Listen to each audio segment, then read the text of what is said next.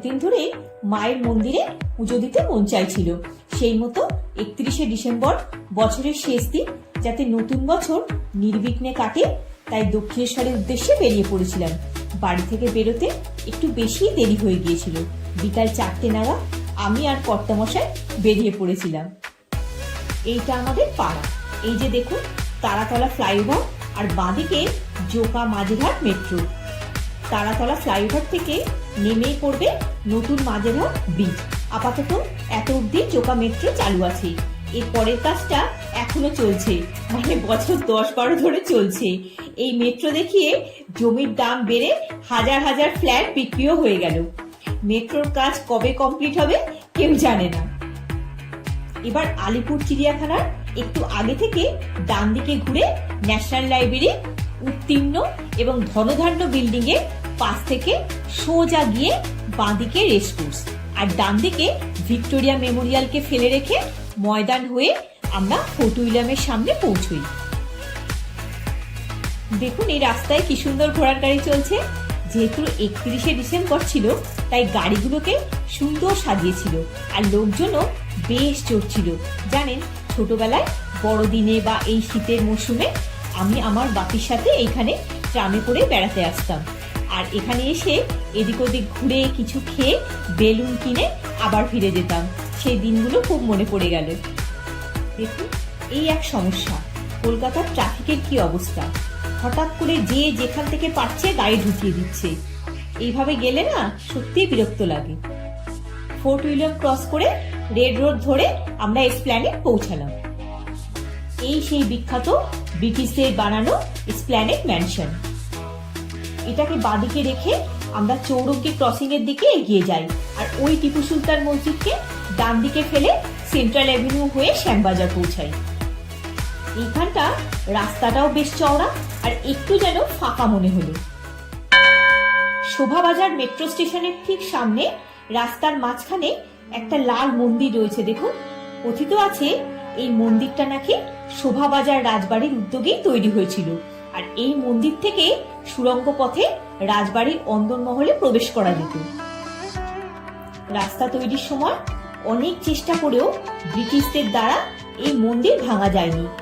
অনেক মজুর নাকি মন্দির ভাঙতে গিয়ে মুখে রক্ত উঠে মারা যায়। তাহলেই বুঝুন এই মন্দিরের কি মহিমা।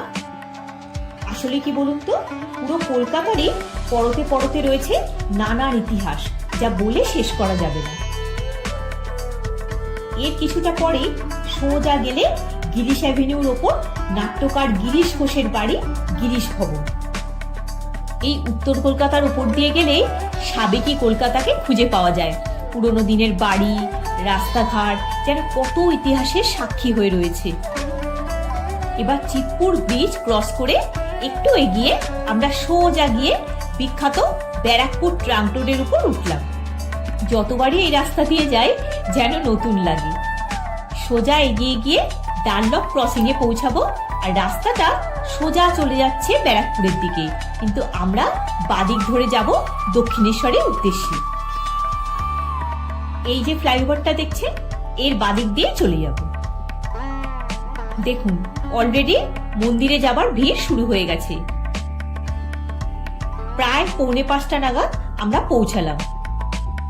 তবে ভাগ্যে সেই সময় এসেছিলাম, আরো আগে আসলে যে কি হতো, যা ভিড় হয়েছে।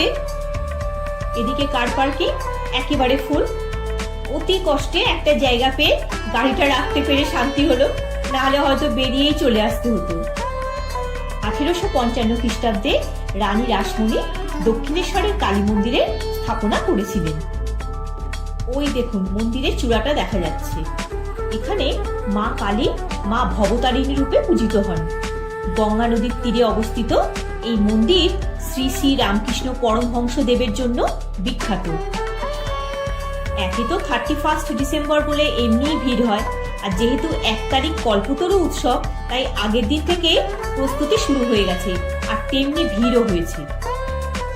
প্রতি বছর 1 জানুয়ারি কল্পতরু উৎসব পালন করা হয়। কথিত আছে এই দক্ষিণেশ্বর কমপ্লেক্সেই পঞ্চমুণ্ডী আসনে বসে শ্রী শ্রী রামকৃষ্ণদেব সিদ্ধিলাভ করেছিলেন, আর সেই দিনটাকে উল্লেখ করে প্রতি বছর কল্পতরু উৎসব পালন করা হয় আর হাজার হাজার দর্শনার্থীর সমাগম হয়। যেহেতু মন্দিরের প্রেমাইসিসের মধ্যে ক্যামেরা ফোন নিয়ে যাওয়া নিষিদ্ধ, তাই দিনের আলো থাকতে থাকতেই প্রথমে মা সারদা মন্দির, প্রজ্ঞানন্দ লাইব্রেরি, রানী রাসমণি ভবন, রামকৃষ্ণ পরমহংসদেবের শয়নকক্ষ দেখে গঙ্গার ঘাটে আমরা পৌঁছই। এই দিক দিয়ে সোজা গিয়েই গঙ্গার ঘাট। তখন প্রায় সন্ধ্যে হব হব। শান্ত স্নিগ্ধ মা গঙ্গা দর্শন করলাম। আর ওই যে পাশে বালি ব্রিজ, কলকাতার সাথে হুগলি জেলার সংযোগ স্থাপনের এক গুরুত্বপূর্ণ মাধ্যম। এই ব্রিজের উপর দিয়ে গাড়ির সাথে ট্রেনও চলাচল করে। ব্রিজের উপরের আলোগুলো যেন তারার মতো ঝিকমিক করছে। গঙ্গা জল মাথায় ছিটিয়ে প্রণাম করে পরম শান্তি পেলাম। গঙ্গা নদীকে এখানে অনেকে হুগলি নদী বলেও ডাকেন। নদীপথ ছাড়াও ওই ব্রিজ দিয়ে বেলুড় মঠও যাওয়া যায়। যেহেতু রাত হয়ে যাবে, তাই আমরা সেদিন বেলুড় মঠের উদ্দেশ্যে আর যাইনি।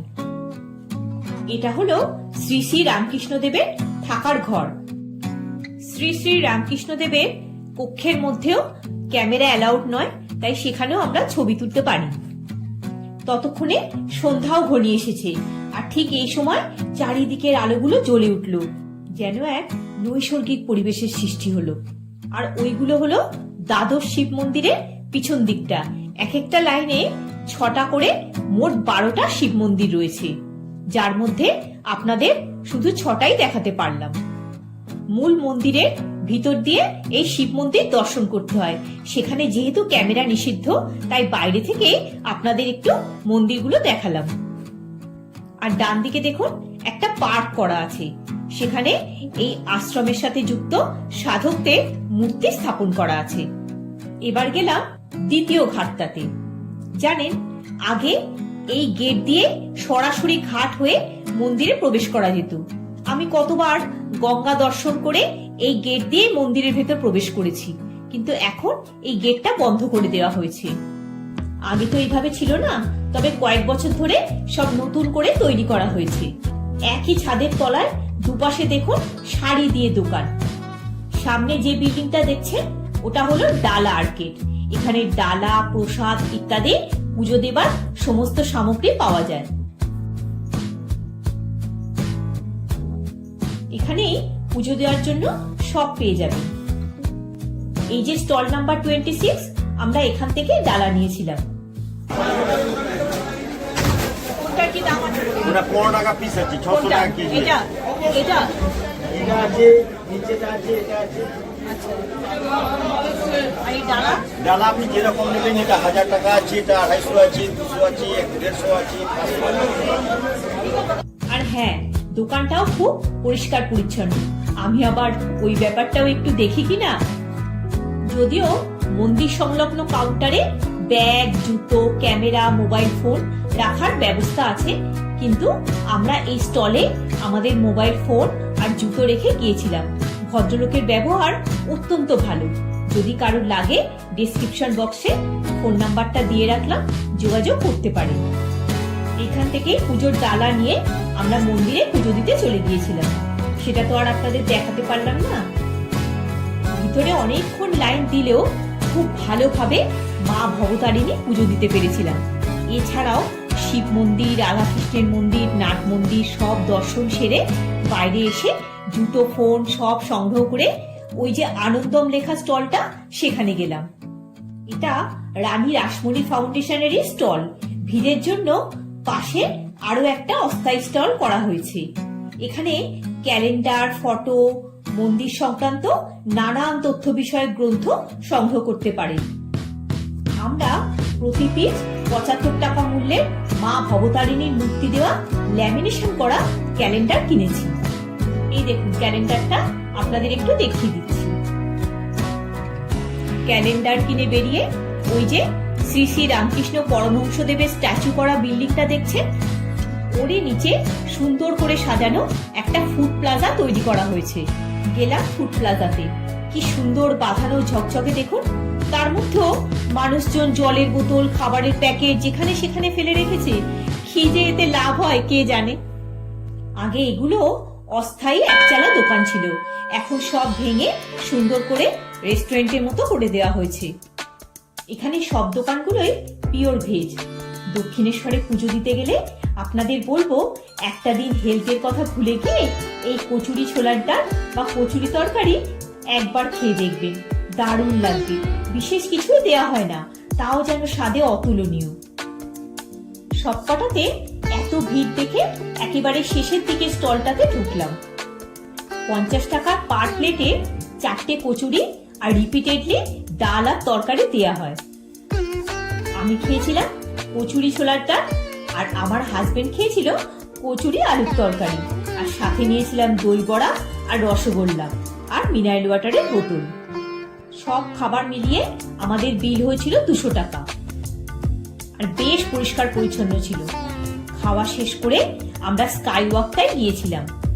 এসকেলেটর দিয়ে ওপরে উঠে ডান দিক দিয়ে গেলে একটা টানেল মতো করা আছে, আর তার মাঝেই রয়েছে একটা ছোট শপিং কমপ্লেক্স। এখানে পুজোর সামগ্রী যেমন চন্দন কাঠ, শিবলিঙ্গ, ঠাকুরের বাসন ইত্যাদি ছাড়াও রয়েছে নানা রকমের আচার, বাচ্চাদের খেলনা, চুড়ি আর শাখার দোকান। ব্যাস, শাখার দোকান দেখেই তো চোখ আটকে গেল। বেশ কিছু শাখা দেখে নিলাম একজোড়া সরু ডিজাইন দেওয়া শাখা আর ডিজাইনার পলা। দামটাও কিন্তু বেশ রিজনেবল। এখানে 2000 টাকা পর্যন্ত নানান রেঞ্জের শাখা আছে। আমি 200 টাকা জোড়া শাখা আর 100 টাকা জোড়া পলাটা কিনেছি। কেমন হয়েছে বলুন তো? সবসময় না পড়লেও মাঝে মাঝে শাখা পলা পড়তে আমার খুব ভালো লাগে। আর ওই যে কাঁচ দিয়ে দক্ষিণেশ্বরের মন্দিরের আদলে একটা ডিজাইন করা আছে, সবাই দাঁড়িয়ে ছবি তুলছে, আমিও বাদ যাইনি, কয়েকটা ছবি তুলে নিয়েছি। আবার এসকেলেটর দিয়ে নিচে চলে এলাম আর পায়ে পায়ে এগিয়ে চললাম কার পার্কিং এর দিকে। আপনাদের ভালো লাগছে তো দক্ষিণেশ্বর ভ্রমণ আমার সাথে? প্রচন্ড ভিড় আজকে, তার মধ্যে মাইকের সমানে অ্যানাউন্স চলছে। আমি আপনাদের কথা বলেও আপনারা এখন বুঝতে পারবেন না। যেতে যেতে দেখলাম একটা ছোট বাঁধানো পুকুর, বেশ ভালো লাগলো।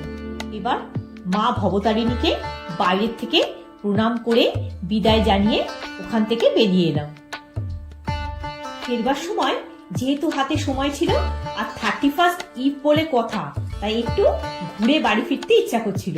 সেই জন্য আমরা বিটি রোডের পরিবর্তে ইএম বাইপাস ধরে চারিদিকের আলোকসজ্জা দেখতে দেখতে গো ব্যারাক্সের উদ্দেশ্যে আবার এসপ্ল্যানেটের দিকে গেলাম। ওখানে একটু ঘোরাফেরা করে রাতের খাবার কিনে যাওয়ার সময় দেখি চারিদিকে প্রচন্ড ভিড়, আর পুলিশ একেবারে গাড়ি নিয়ে কোনো দিকে যেতেই দিচ্ছে না। সব রাস্তায় প্রায় নো এন্ট্রি করে রেখে দিয়েছে। অন্তত পার্ক স্ট্রিটের আলোকসজ্জাটা দেখার খুব ইচ্ছা হচ্ছিল, কিন্তু পুলিশ এক প্রকার জোর করে চৌরঙ্গি ফ্লাইওভারে উঠিয়ে দিল।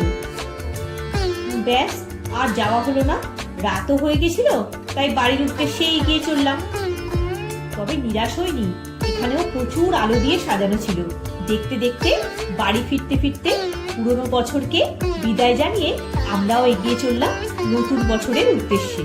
আজ তাহলে এই পর্যন্তই। ভিডিওটা যদি ভালো লেগে থাকে একটা লাইক দিয়ে চ্যানেলটা সাবস্ক্রাইব করে পাশে থাকার অনুরোধ রইল। সবাই খুব ভালো থাকবে, সুস্থ থাকবে। দেখা হচ্ছে পরের একটি পর্বে। ধন্যবাদ।